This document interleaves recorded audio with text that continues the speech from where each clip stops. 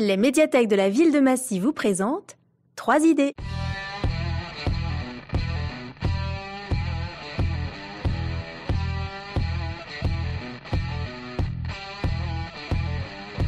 Bonjour à tous et bienvenue dans ce nouvel épisode de notre podcast 3 idées dans lequel chaque mois les bibliothécaires de la ville de Massy, c'est nous, vous donnent 3 idées de lecture.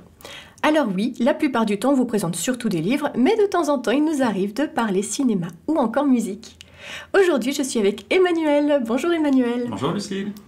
Et le thème d'aujourd'hui c'est 3 historiques. Nous allons ensemble explorer différentes périodes de l'histoire. Et on va commencer avec Emmanuel qui va nous parler du roman Missac et Mélinée d'Élise Fontenaille. Eh bien, dans ce roman, j'ai été immédiatement happé par la plume de l'autrice qui résonne comme un poème en prose. Chaque mot, chaque phrase semble avoir été soigneusement choisi pour créer une sorte de musicalité. J'ai ressenti une richesse poétique à travers le vocabulaire, les variations dans la longueur des phrases qui se brisent, créent un rythme parfois étonnant. C'est justement cette musique des mots qui, je pense, a dû fasciner Mishack Manouchian, qui était peut-être lui-même ce héros au cœur de l'histoire et de ce roman, un porte-parole d'une jeunesse ardente, sacrifiée dans la résistance lors de la Seconde Guerre mondiale. Alors, ce qui m'a particulièrement surpris, donc, c'est ce rythme syncopé de l'écriture. Les ruptures dans la narration, l'absence de linéarité peuvent parfois créer une sensation d'instabilité qui m'a parfois déconcerté. Je dois avouer que j'ai dû donc à certains moments m'accrocher pour entrer pleinement dans ce flow, mais une fois dedans, la cadence du texte porte. Quelques passages rapides sur certaines périodes de l'histoire de l'adolescence de Mishack m'a aussi un peu déstabilisé. J'avais parfois l'impression que le temps lui-même nous échappait, que l'histoire filait à toute vitesse, ce qui donne sans doute une sorte d'urgence au récit qui peut avoir du sens. Ce qui m'a le plus touché dans ce roman, c'est évidemment la figure de Mishack, cet homme habité par les valeurs de la France, liberté, égalité, fraternité. Bien que arménien, son amour pour la France m'a semblé profond, authentique, pour une patrie qu'il a adoptée, qu'il a servie jusqu'à la fin. Je me suis souvent demandé si j'aurais eu cette même force, ce même courage de lutter, de me battre pour de tels idéaux. Son engagement pour la liberté, sa fraternité avec les autres résistants immigrés et son combat pour l'égalité sont des valeurs qui résonnent encore aujourd'hui. Et j'ai senti ce tiraillement entre l'amour pour sa patrie et la violence de l'ennemi, des nazis et des collaborateurs. Plus que cela aussi, ce roman est une belle histoire d'amour. Une histoire d'amour passionné entre Mishack et Mélinée, qui est bouleversante. Leur relation traverse toutes les épreuves avec une incroyable intensité et elle emporte à chaque page de ce roman. Les passages relatant les actions du groupe Manouchian, les attentats contre les nazis et la terreur de la Gestapo m'ont tenu en haleine. Ce qui bouleverse également, ce sont les lettres de ces jeunes condamnés, fusillés au Mont Valérien. Ce sont des mots de sacrifice, d'amour, particulièrement émouvants. Il est difficile de ne pas ressentir une immense admiration pour leur humanité face à la barbarie. Pour moi, Mishack et Mélinée est une ode à l'amour, à la patrie, à la résistance.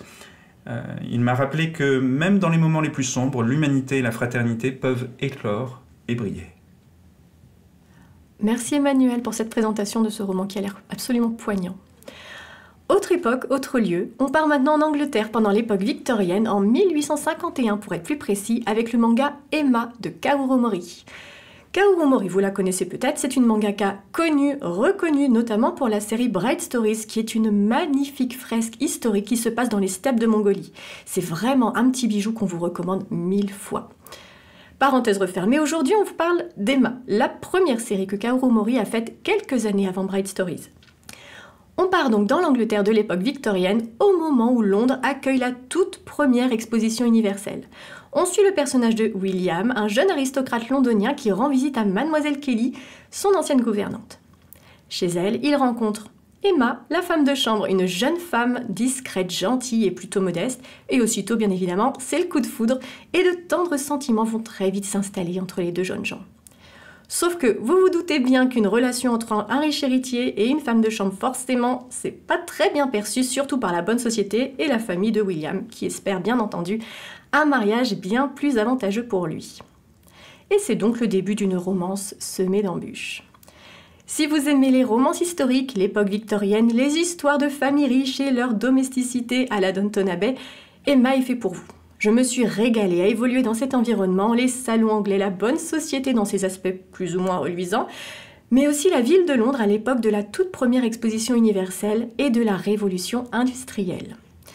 Et ce qui frappe particulièrement dans ce manga et ce qui fait la marque de fabrique de l'autrice, c'est le soin exceptionnel apporté aux dessins. Ils sont documentés, détaillés, notamment j'ai adoré les tenues corsetées des femmes ou encore les constructions mythiques de l'époque, comme vous savez le Crystal Palace ou encore la gare de King's Cross. C'est un pur délice pour les yeux et d'ailleurs, les séries de Kaoru Mori ont été éditées en grand format, ce qui est plutôt rare pour du manga, justement pour mieux apprécier la qualité des illustrations. C'est une série en 5 doubles volumes qui est terminée et elle vous attend dans les rayons de vos médiathèques. On part maintenant en Roumanie en 1989 avec Emmanuel et le roman « Si je dois te trahir » de Ruta Septis. Dans ce roman de Ruta Septis, « Si je dois te trahir », j'ai été tout de suite captivé par cette plongée intense dans la Roumanie de 1989. Un pays que je connaissais peu, surtout cette période, avant ma lecture. Le subtil mélange entre espionnage et histoire vraie m'a vraiment accroché, surtout à travers les yeux de Christian, ce jeune lycéen pris au piège dans un régime totalitaire. Ce qui m'a marqué dès le début, c'est à quel point l'autrice parvient à rendre l'atmosphère oppressante du règne de ce couple Ceausescu. La peur, la méfiance suintent à chaque page, et je pouvais littéralement sentir cette angoisse d'être constamment surveillé, même dans son propre chez-soi. C'était plutôt étouffant. Le fait que même les membres de sa propre famille puissent être des informateurs m'a dérangé, évidemment, et ça a rendu la lecture très immersive. J'ai trouvé très intéressant comment Septis utilise des détails assez simples, comme des films américains, des friandises, de petites bribes d'informations venues de l'extérieur, pour montrer comment ces jeunes, malgré leur isolement, prenaient conscience de leur situation. Ces petites touches éveillent en eux un courage inattendu, un héroïsme discret, mais puissant, face à la dureté du régime.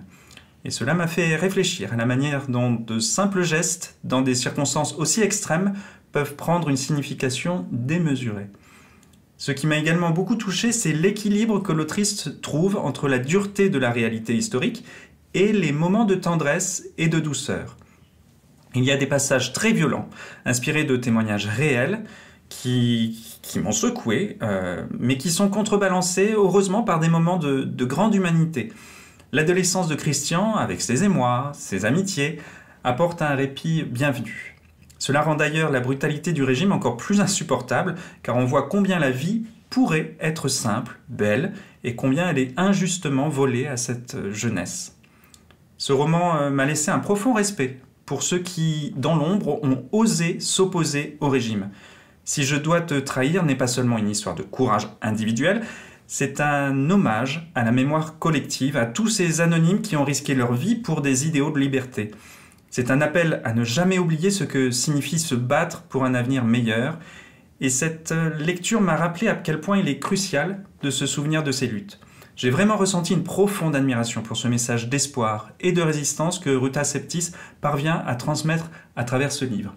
Et d'ailleurs, je me permets de partager un extrait de l'autrice en épilogue. Elle dit « À tous les jeunes lecteurs, je veux dire ceci. Vous êtes le relais qui emportera nos récits dans l'avenir au lieu de les laisser s'effacer.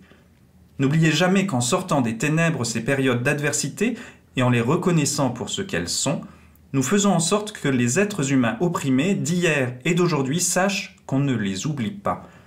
Ensemble, nous pouvons diriger une lumière vers les recoins obscurs du passé. Ensemble, nous pouvons donner une voix à l'histoire. » Eh bien, merci Emmanuel. Et c'est déjà la fin de cet épisode de notre podcast 3 idées historiques. Pour rappel, on vous a présenté Michak et Méliné d'Élise Fontenaille, le manga Emma de Kaoru Mori et Si je dois te trahir de Ruta Septis.